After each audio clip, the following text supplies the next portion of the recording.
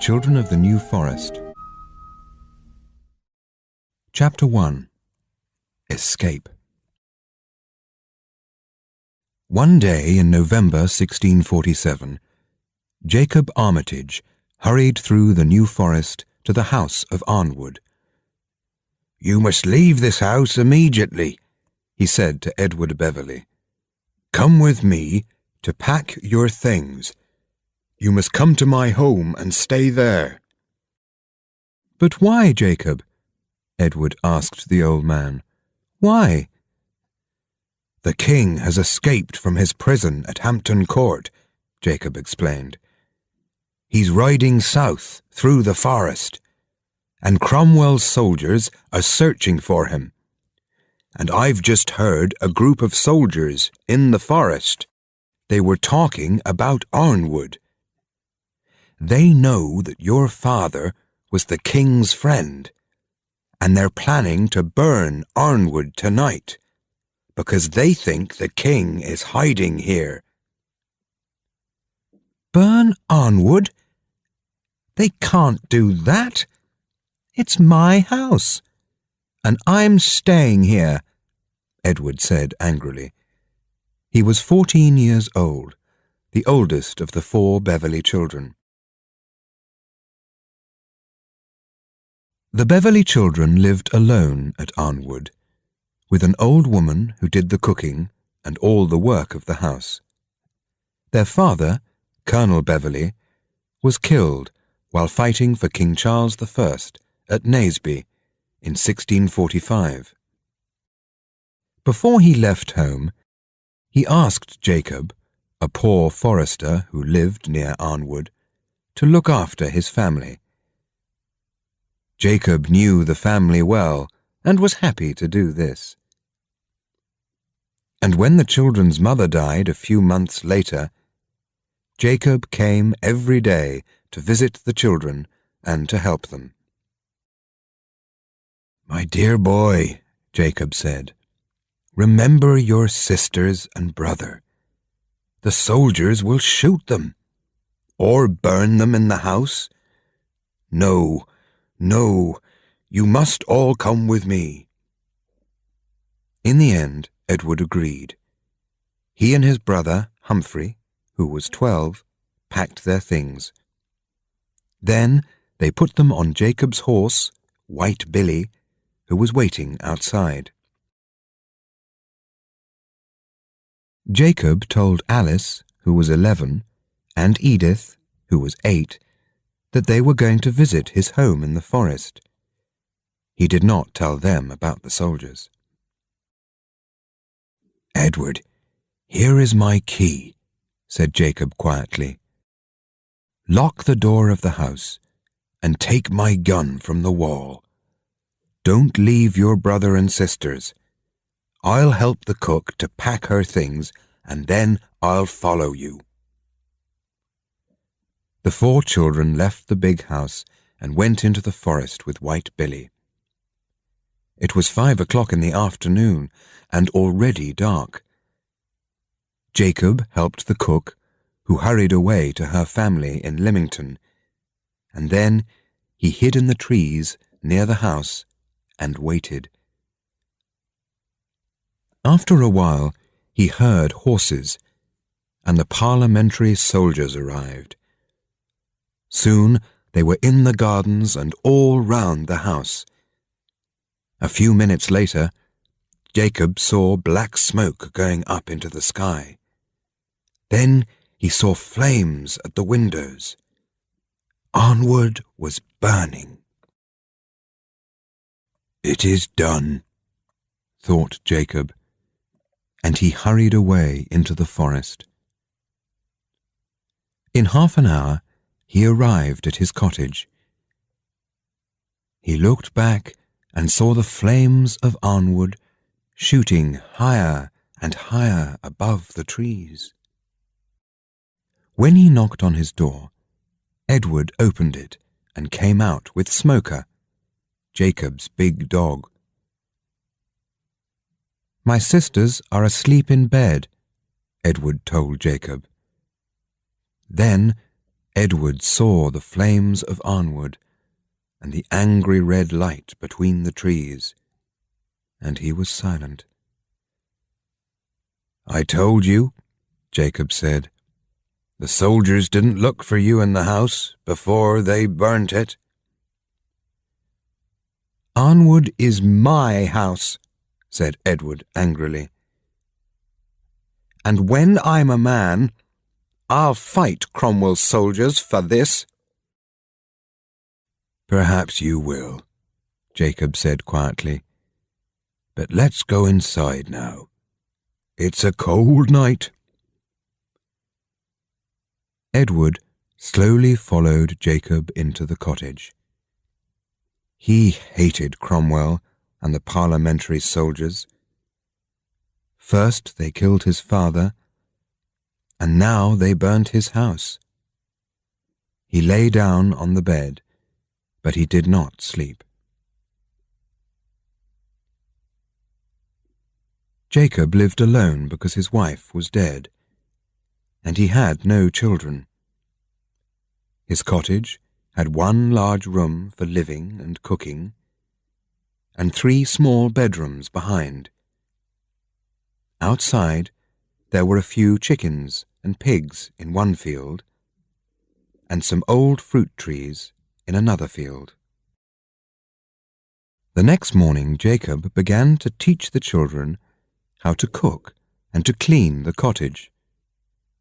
It was all new work to them, because rich children, like the Beverleys, never cooked or worked in the house.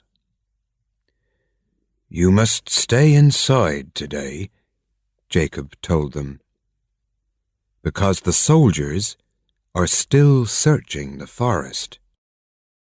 Let's get some dinner ready. We can all help. Edward, will you go and get some water from the river?"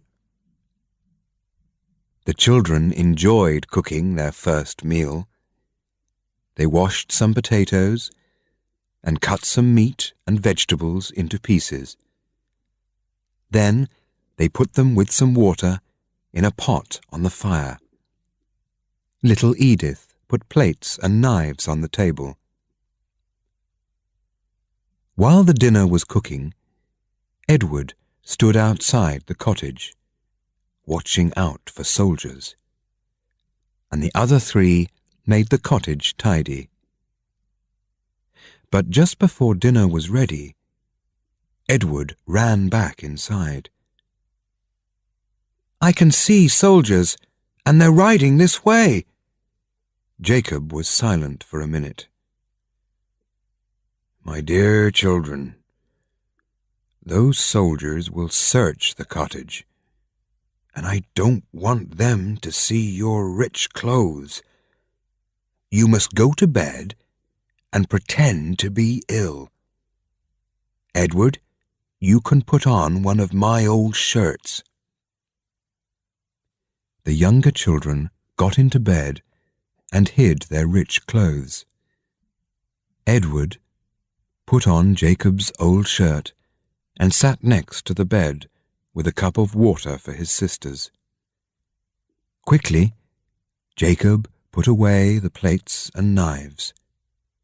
Soon there was a knock on the door. "Come in," said Jacob. "Who are you, my friend?" asked one of the soldiers. "A poor forester, sir," replied Jacob. "In great trouble. My grandchildren are all in bed, very ill." "We must search your cottage for the king." "Very well, but please don't frighten the children."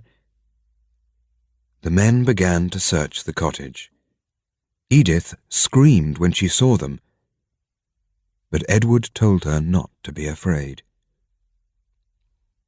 "There's nothing here," one of the soldiers said. "Let's go. I'm tired and hungry." "There's something here that smells good," said another soldier. "What is it?" he asked, looking into the pot. "My dinner for a week," explained Jacob. "I can't light a fire every day, so I cook once a week." "Well, it looks good, so we'll try some," the soldiers said, and they put the pot on the table, sat down, and ate everything. Then they thanked Jacob and rode away. Jacob called the children and told them to get up. "The soldiers have gone," he said. "And our dinners have gone too," said Humphrey, looking at the dirty plates and the empty pot. "Bad men ate our dinner," said Edith. "We can cook another," said Jacob.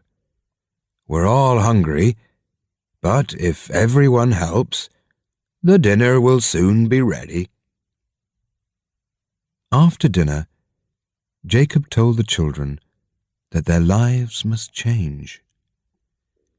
"The king's enemies think that you are dead, burned in ironwood, but you are still in danger, and so you must stay here with me and pretend to be my grandchildren.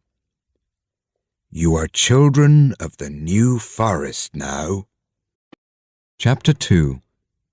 Life in the Forest.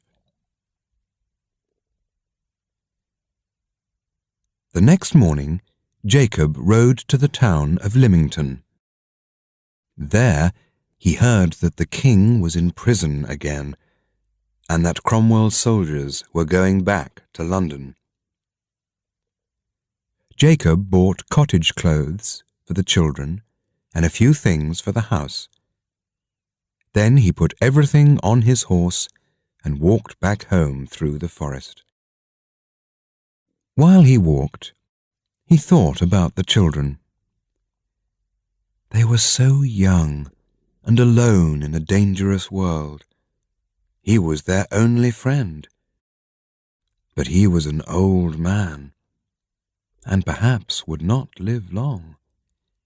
He knew he must teach them how to find food and do everything for themselves. After dinner, he called the children round him. "Now, remember, you are my grandchildren, and your name is Armitage, not Beverly.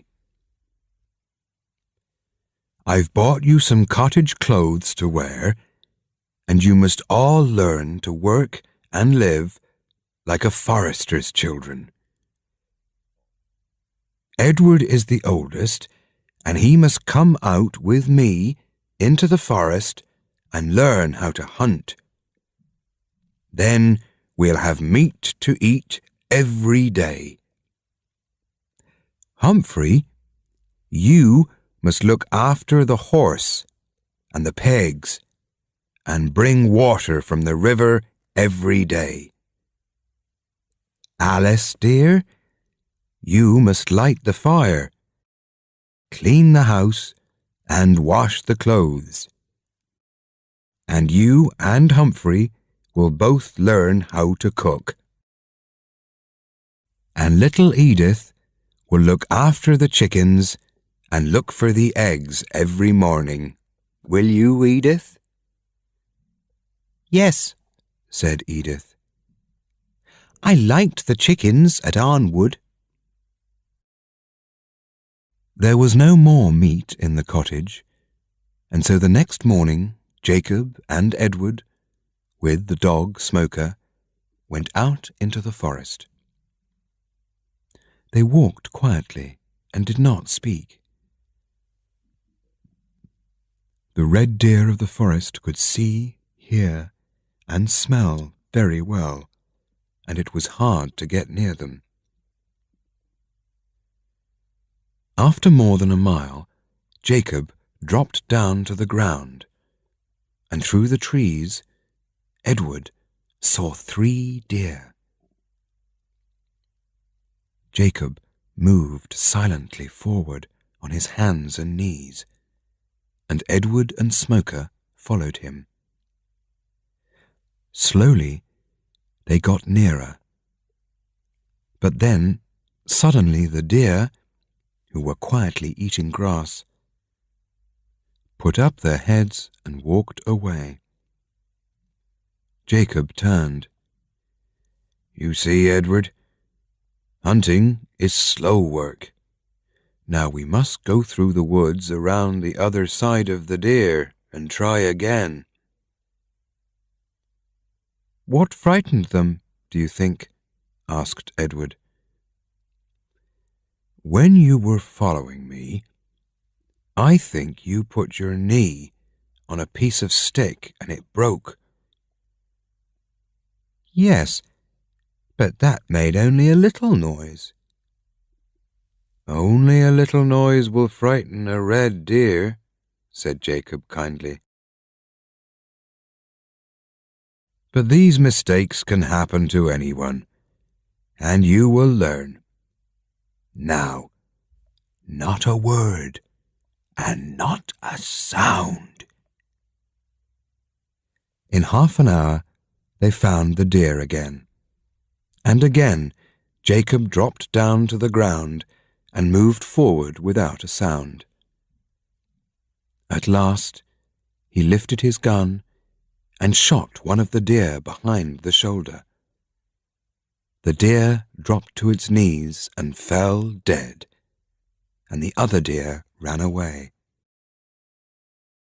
"This is a fine deer, and the meat will be good," said Jacob. "We're about 5 miles from the cottage, Edward, but Smoker will take you home, and you can come back with White Billy. He must carry the meat home for us." It was a good beginning to their new life, and the next day Jacob rode to Lymington to sell some of the meat. With the money, he bought things for the vegetable garden, a big bag of oatmeal for the winter, and a gun for Edward. That winter was long and cold, and they stayed in the cottage most of the time. Alice learned how to cook and to mend clothes. Edith learned to read and write, and to make oatmeal bread and cook it on the stones by the fire. Humphrey was clever with his hands and learned how to make things out of wood. Edward learned how to shoot and to look after his gun. They were all busy and happy. But Edward sometimes felt angry. He kept his father's sword by his bed and often cleaned it. He hated Cromwell and his soldiers, and he wanted to fight for the king. In the month of May, the leaves came out and the forest began to look green again. "And now, Edward," said Jacob one day, "we need more meat, both to eat and to sell. So let's get our guns and go out. You can shoot first." They walked 4 or 5 miles before they saw a deer. "Stay here while I go through the trees with Smoker," said Jacob quietly. "Then I'll stand up and the deer will run towards you. Remember, shoot it behind the shoulder." Edward waited quietly, and after a time the deer ran out of the trees in front of him. He lifted his gun, shot the deer behind the shoulder, and it fell to the ground. "Well done," said Jacob when he came back. "You killed your first deer, and it's a fine one too." Soon I shall leave the hunting to you and put my gun up on the wall." The spring was a busy time for everyone at the cottage. In the field, they planted potatoes and lots of different vegetables. Little Edith was busy with her chickens, and Humphrey built a chicken house and a house for the pigs. Jacob sold some of the deer meat and bought a little cart. White Billy was not very happy about this at first, but he soon learned to pull the cart behind him, and it was a great help with all the farm work. Humphrey loved the work on the farm. He was always making plans to do new things, and he was now very clever at building things out of wood. It was hard work. First, he had to cut down a tree and then cut the wood into pieces for building. One day, he began to build a cow house. "We need a cow to give us milk," he said to the others. "I'm going to catch one of the forest cows." Edward laughed, but Jacob said, "The forest cows are very wild and can be dangerous. You must be careful." June arrived, and they began to cut the long grass to keep for food for the animals in winter. The girls helped too, and White Billy was busy every day pulling home the new cart full of summer grass. Humphrey did not forget about his cow. He finished building the cowhouse and began to spend an hour or more every day out in the forest. He was watching the wild cows. Early one morning, he came running home. "Jacob! Edward! Come with me! Bring Smoker too!" "Why, what's the matter?" "I've found a cow.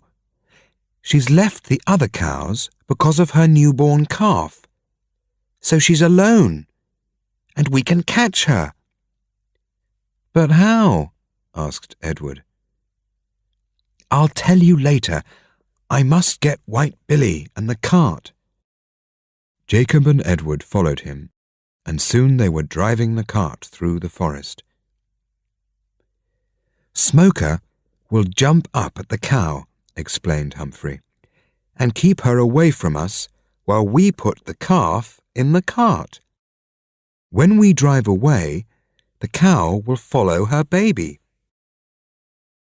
The cow was lying near her calf, but when she saw them, she got up and shook her head angrily from side to side. "Go, Smoker, go!" Jacob called to his dog, and Smoker jumped at the cow, driving her back into the trees, away from her calf. Edward and Humphrey quickly lifted the calf into the cart and got in themselves. Then Jacob hurried back and got in too. "Drive off, Humphrey," he said. "I'll call Smoker now, and the cow will follow us. Here, Smoker, here." Smoker came running out of the trees at once. The cow followed and ran wildly after the cart, calling loudly to her calf. Before long, they were back at the cottage. "There's Alice and Edith running out," cried Jacob. "Go back inside, Alice. The cow is dangerous." Humphrey drove the cart into the field. Smoker kept the cow away while they carried the calf into the cowhouse. Then they left and the cow followed its calf inside. "There," said Humphrey. "Let's leave her with the calf. Tomorrow I'll cut some grass for her." Every day for a fortnight, Humphrey brought grass to the cow, and every day she was a little quieter. After a month, Humphrey began to take milk from the cow. "I've learned how to shoot deer," said Edward, "but Humphrey has caught a cow and given us milk. You are cleverer than I am, brother." Chapter 3. Edward Goes Visiting. And so the summer went by, and every day was busier than the one before. Humphrey caught 2 more calves, and they now had more pigs and chickens. Jacob took some of the new young chickens to Lymington to sell, and bought salt and oatmeal, pots for the kitchen, and a gun for Humphrey. King Charles was still in prison, and Cromwell's men went on killing their enemies and stealing the houses and land of the king's friends. Edward could not forget that he was a Beverley of Arnwood, and was often angry. "I want to be a soldier like our father," he told Humphrey. "I want to fight for the king and tell the world that my name is Beverley." "If you do that, Cromwell's men will put you in prison," Humphrey said. "I know how you feel, Edward, but for now you must stay here with us. What will happen to our sisters if you leave? I can't do all the work, and poor Jacob is getting old and tired." It was true. Jacob was nearly 76 years old, and no longer strong. That winter he was often ill, and could not leave the cottage. Edward did most of the hunting. He was now very good at it, and knew the forest well. Early in 1649, Humphrey told Jacob that he needed another dog. "Smoker is a hunting dog," he said. "I need a dog to help me with all the farm animals." "A puppy will learn most easily," said Jacob. "Oswald Partridge, a forester who lives on the other side of the forest, always has puppies, and he will give us one. But, Edward, you must go. I cannot ride that far. Tell Oswald that you are my grandson. He'll be a good friend to you. But remember, your name is Armitage." The next morning, Edward rode White Billy across the forest. He was happy to go out into the world again, but he knew he must be careful. After 2 hours, he arrived at some cottages and knocked on the first door. A girl, aged about 14, opened the door and told him that Oswald Partridge was out in the forest. "I must wait for him then," said Edward. "I've come to ask him for a puppy for my grandfather, Jacob Armitage." "Wait a minute," the girl said. She went inside and then came back. "You must come and speak to my father." Edward followed the girl inside. The man sitting at a table was dressed like one of Cromwell's men. His tall hat lay on a chair with his sword underneath it. The girl sat down by the fire, and the man went on reading a letter. He did not look at Edward for 2 or 3 minutes. Edward felt angry. But he was just a poor, unimportant forester, he remembered. So he said nothing and waited. "What's your business, young man?" the man said at last. "I came, sir, to see Oswald Partridge about a puppy for my grandfather, Jacob Armitage." "Armitage?" The man looked at some papers on the table. "Yes, one of the foresters.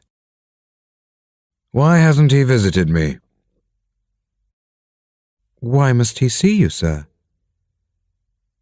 "Because Cromwell has given the New Forest to me, to look after for Parliament. My name is Heatherstone, and all the foresters now work for me." "My grandfather has not heard this, sir," said Edward. "The New Forest belongs to the king, and my grandfather is one of the king's foresters. But he has a cottage and a farm which belong to him, and not the king." "Yes, I know about Jacob Armitage, and I know that he was Colonel Beverley's friend. The colonel was a brave man, it's true, but he fought for the king, and so was an enemy of Parliament. Tell me, were you a friend of the Beverley family?" "When I was a child, I lived at Arnwood with the Beverley children." "And where were you when the soldiers burned Arnwood?" "I was at my grandfather's cottage," replied Edward, his eyes wild with anger. "I can understand why you feel angry about that." Mr. Heatherstone shook his head slowly. "Those soldiers did a terrible, terrible thing," he said quietly. Then he looked up at Edward again. "But you must understand, young man, that your grandfather can no longer work as a forester. I cannot give work to people who are friends of the king. The forest deer now belong to Cromwell, and if you shoot any deer, you will go to prison for it." "Sir," Edward said quietly, "the king himself is in prison, and so he cannot pay his foresters. If they kill the deer, it is because they must have food to eat. I am sure the king will understand that his people must live." "Well, well, those are brave words, but you will still go to prison if we catch you. Now you can go to the kitchen and wait for Oswald." Mr. Heatherstone turned to his daughter. "Patience, give Armitage something to eat." Edward went out and took White Billy to the stables behind the cottage, then followed Patience to the kitchen. "I came here for a puppy," he thought, "and I have found a Roundhead who sends a Beverley of Arnwood to eat in the kitchen. But he is sorry about the burning of Arnwood, so I don't hate him." Patience put food on the table. Edward thanked her and sat down to eat. Patience smiled, and Edward saw that she was a beautiful girl. Later, he met Oswald Partridge and saw his dogs. Oswald was very surprised to see him. "I never knew Jacob had a grandson," he said. "I never knew he had a son." "Are you on the king's side, like Jacob?" "To the death," replied Edward. "When the time comes." "Ah, then you can have one of my puppies," Oswald said. He told Edward a bit about Mr. Heatherstone. "He's one of Cromwell's good friends, they say. But he's not a bad man. There are much worse than him. I've kept my job, but many haven't. We must all be careful these days." It was now late, so Edward stayed the night in a room above the stables. There was no bed and no door, and Edward could not sleep because he was so cold. Soon he got up and began to walk around outside to get warm. There was a light upstairs at one of the windows of the Heatherstones' cottage, which was strangely bright. Edward watched it. He saw someone moving in the room, and suddenly he saw flames. The room was burning. "Fire! Fire!" he shouted. He ran back to the stables and found a ladder. Then he quickly climbed up it to the window, broke the glass, and got into the room. There was smoke everywhere, and he fell over a body on the floor. Quickly, he lifted the body and moved back to the window. The flames were now running along the floor, getting higher and higher. With the body in his arms, he got out onto the ladder, but the flames caught his shirt, burning his arm. He climbed down and carried the body into the stables. There he saw that it was Patience Heatherstone. Edward ran outside again and saw that other people were coming with buckets of water. There was a lot of shouting, and Edward was soon up the ladder again, while others carried buckets of water up to him. In the crowd below, Mr. Heatherstone was trying to get near the ladder. "Save her!" he cried. "My daughter's up there! She'll burn to death!" At the top of the ladder, Edward did not hear his cries, but a voice came from the crowd. "There were 4 burned at Arnwood." Mr. Heatherstone fell down, his face white, and some men carried him into another cottage. At last the fire was put out, and Edward came down the ladder. He called Oswald, and they went to the stables. Patience was still lying on the floor, but her eyes were now open. She was alive. They gave her some water and carried her to Oswald's cottage. Then Edward said quietly to Oswald, "I shall ride home now at once. Come and visit Jacob soon, if you can. He's not been well all this winter." "But Mr. Heatherstone will want to thank you for saving his daughter's life," said Oswald. "I don't want Mr. Heatherstone's thanks. I want nothing from the king's enemy," said Edward.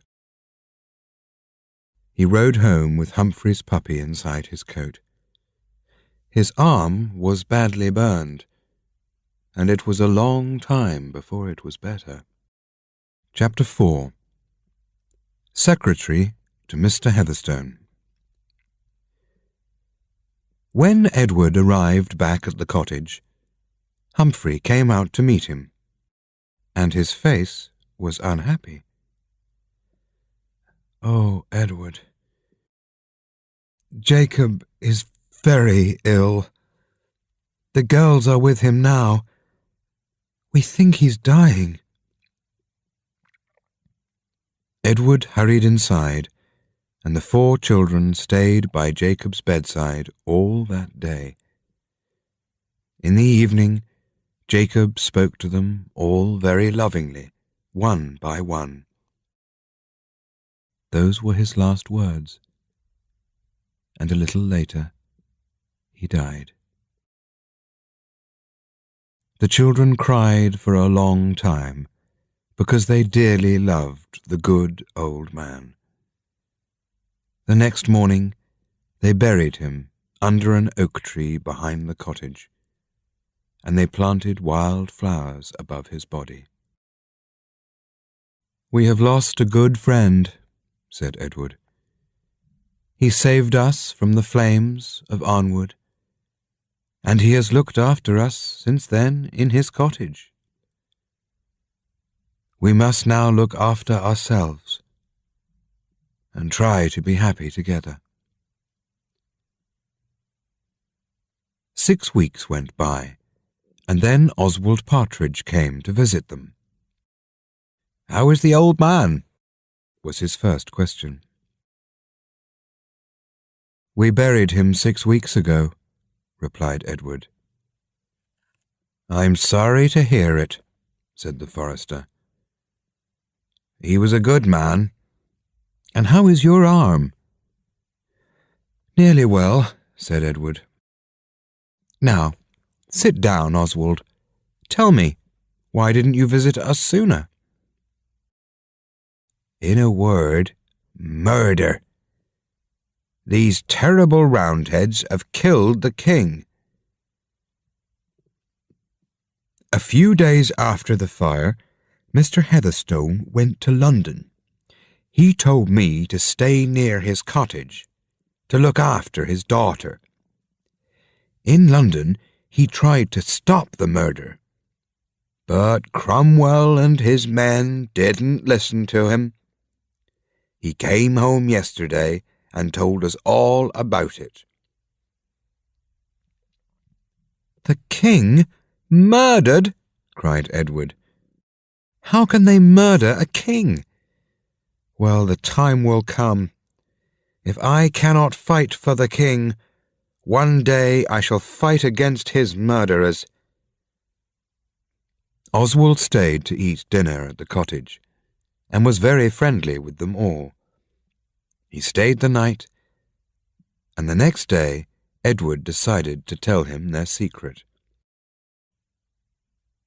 "Colonel Beverley's children?" said Oswald. "Well, this is happy news. And it's true, Edward, that you don't look like a forester's son. Mr. Heatherstone thinks that too. He has asked me lots of questions about you, and he says that he will visit you himself to thank you for saving his daughter's life. But I'll keep your secret, and I shall be happy to help the Colonel's children." "Then can you tell me how much to pay for oatmeal and salt?" said Edward. "And who will buy deer meat and pay well for it? You see," he went on, "now that Jacob is dead, I must go to Lymington myself to do these things." Oswald told him the names of men who would buy deer meat and ask no questions. "But be careful, Edward. Mr. Heatherstone would like to help you because you saved his daughter's life, but he cannot save you from the soldiers if they catch you killing the forest deer." During that summer, Edward and Humphrey went hunting together when they needed meat. They kept a careful watch for strangers, but they knew the forest well now, and could move as silently and as cleverly as the deer. Humphrey's farm was getting bigger all the time, with the vegetable gardens, and the chickens, and cows, and pigs. It was hard work for them all. But the children never went hungry, thanks to Jacob Armitage's teaching. One day, Humphrey was out in the forest, getting food for the pigs, and he found a Spanish gypsy boy lying on the ground. The boy was nearly dead from hunger and thirst, and Humphrey carried him back to the cottage. Alice and Edith looked after him, and when he was well again, they asked him to stay and work on the farm. The boy's name was Pablo, and he was about 15 years old. His English was not very good, and he had no friends, no family. He was happy to stay at the cottage. "Lost in the forest, no food, no water, nearly dead," he explained. "You saved my life. Happy to work for you. Happy to have food and bed. Happy to have new friends." It was nearly winter when Mr. Heatherstone, with his daughter Patience, came to the cottage. At first, Alice and Edith were afraid when they saw his tall hat, but he spoke kindly to them all, and Patience took Edward's hand and thanked him again and again for saving her life. Then Mr. Heatherstone spoke to Edward. "You saved my only child from the fire, Edward Armitage, and I thank you." "Mr. Heatherstone, I cannot understand you," Edward said. "You are a good man, but you are a friend of Cromwell, who has murdered the king." "Edward, you are young, and you can't remember the troubles in England because of King Charles. He never listened to Parliament. He did only what he wanted, and the people were very angry. They fought because they wanted to be free. But now Cromwell and his friends will listen to nobody. They have murdered the king, and they are worse than he ever was. One day the people of England will be free again, but for now we can't speak of these things openly. It's too dangerous." "Thank you, sir," said Edward quietly. "I understand you better now. I'll try to be careful, because I want to fight against Cromwell when the time is right." Mr. Heatherstone looked kindly at Edward. "Now, I want to help you. You know that you were born for better things than a forester's life. I would like you to be my secretary and live at my house. I will pay you, and you can help your family. Don't answer me now. Talk to your brother about it first." Alice and Edith made dinner, and they all ate together. Patience enjoyed the farm very much, and she liked Alice and Edith. "We shall all be friends," she said when they said goodbye, and she smiled her beautiful smile. Later, Edward talked to Humphrey. "What shall I do? I want to be a soldier, not a secretary," he said. "You're too young," said Humphrey. "I like working on the farm, and now I have Pablo to help me. I know that you want to get out into the world, but for now you must take this job. Mr. Heatherstone will be a good friend to us all." So Edward bought a black suit and a tall hat kissed his sisters goodbye, and went to live in Mr. Heatherstone's cottage. Every morning he wrote letters for Mr. Heatherstone, and every afternoon he spent time with his daughter. He began to like Patience very much. Every week he rode across the forest to see his family. Sometimes Patience went with him to visit Alice and Edith.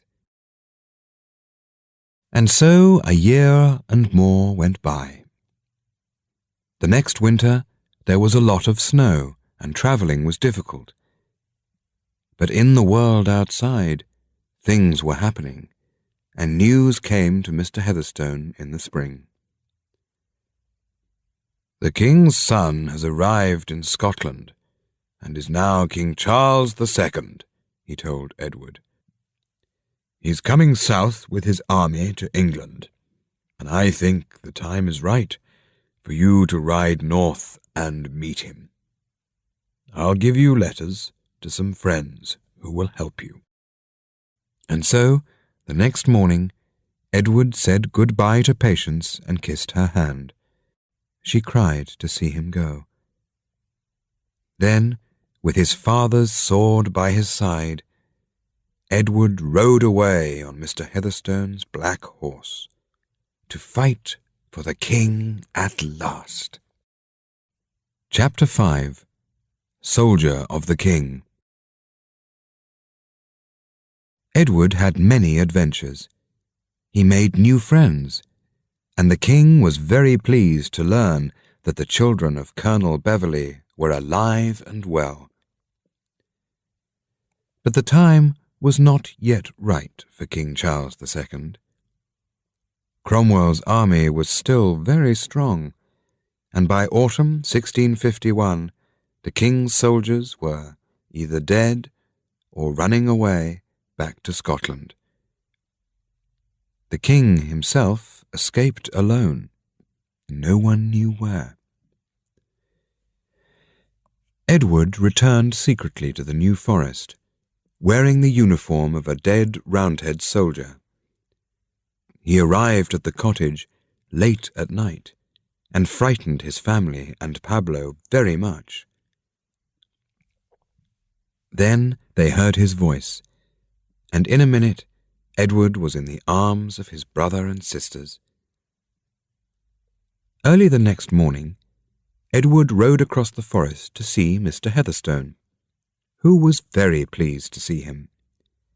He listened to Edward's news, then said, "So, we must wait a while longer before we see a new king, and we must still pretend to be Cromwell's friends.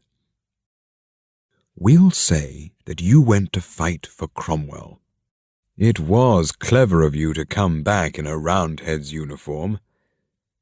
That will help to keep both of us out of danger." For some days, Cromwell's men searched the forest for the king.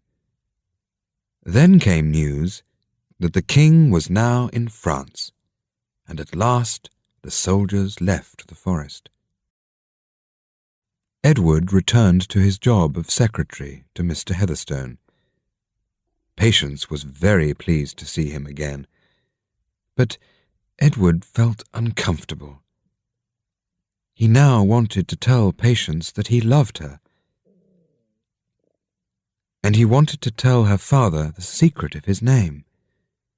But he was still a young man, and he did not know how to do either of these things.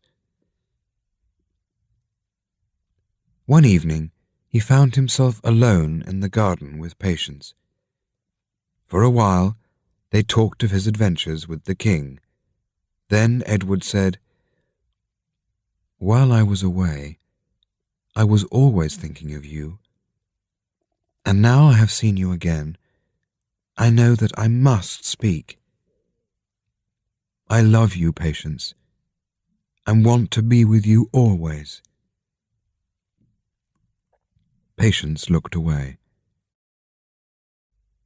"You saved my life, and I can never forget that, Edward," she said quietly. I know that you're my friend, and I thank you for your kind words. But I'm young, and I must talk to my father." Edward did not understand her answer. What did she mean? Did she love him, or didn't she?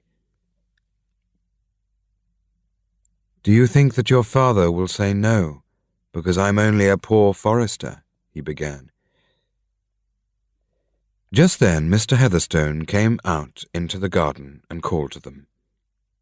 "Edward, I was looking for you. A letter has just arrived from Parliament, look." The letter said that Parliament was giving Arnwood and its land to Mr. Heatherstone. Edward's face turned white, and for a minute he could not speak. "We'll ride across tomorrow and look at Arnwood. I want to rebuild the house," said Mr. Heatherstone. "But Arnwood belongs to the Beverley family," Edward said carefully.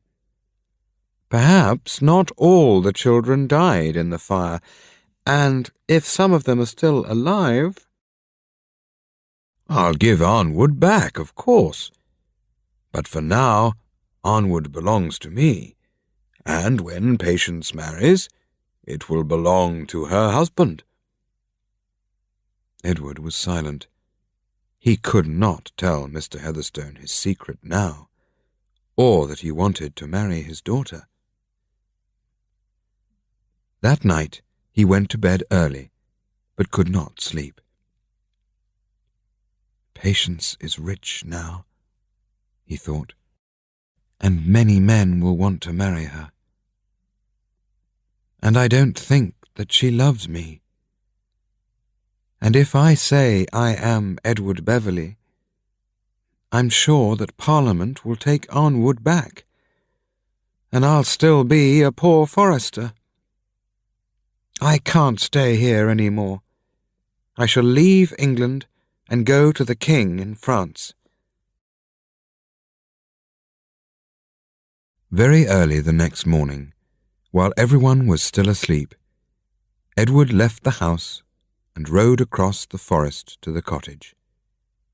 There he made plans with Humphrey and his sisters. They were very sorry to see him so unhappy. "It's time for Alice and Edith to leave the forest too," Edward told Humphrey. "While I was in the north with the king, I met the Conyngham family, who knew our father very well. They will be happy to take the girls and look after them. Our sisters will have a better life there. And you, Humphrey, why don't you come with me?" "No," said Humphrey. "It will be good for the girls to get away, but it's better that I stay here. Pablo and I can look after the farm together. Also, I can watch and see what happens to Arnwood. One day you'll come back, and who knows what will happen then." Edward left that night, and Alice and Edith cried very much. It was an unhappy time for them all, the end of their life together in the forest. Edward left a letter for Mr. Heatherstone. "You have been very kind to me, and I thank you," he wrote. But he wrote nothing to Patience. When Mr. Heatherstone got Edward's letter, he rode over at once to see Humphrey. He, too, was very unhappy. "All my plans have gone wrong," he told Humphrey. "Edward has gone, and my daughter is very unhappy. I've known for a long time that you were the Beverley children. I wanted Patience to marry Edward. She loves him, but she wanted to talk to me first, because she thought that Edward was a poor man. And I asked Parliament for Arnwood, because I wanted to rebuild the house and then give it to Edward. Will you help me, Humphrey, to rebuild the house? One day the king will come back to England, and Edward will come back too. I want Arnwood to be ready for him." Edward was away for nearly 9 years, fighting with the French army in France and Holland and Spain.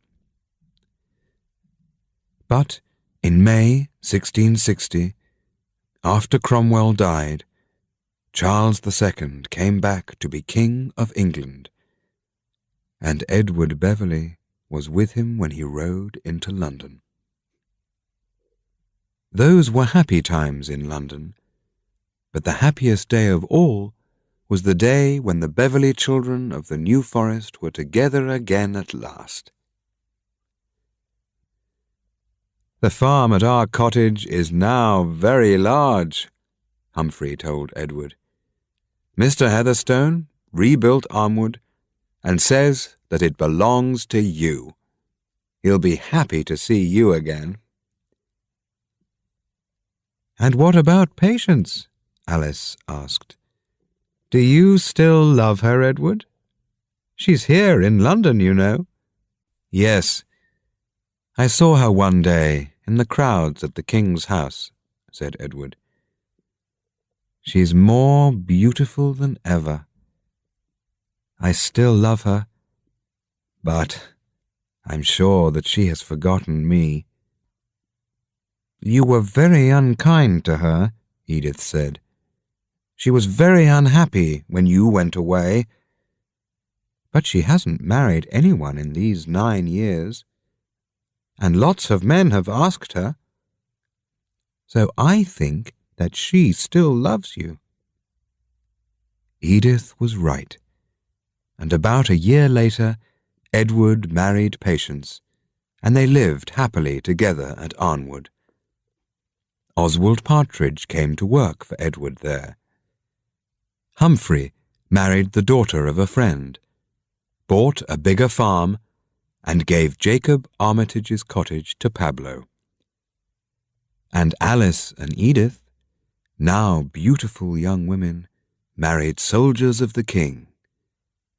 And there we will say goodbye to the Beverleys.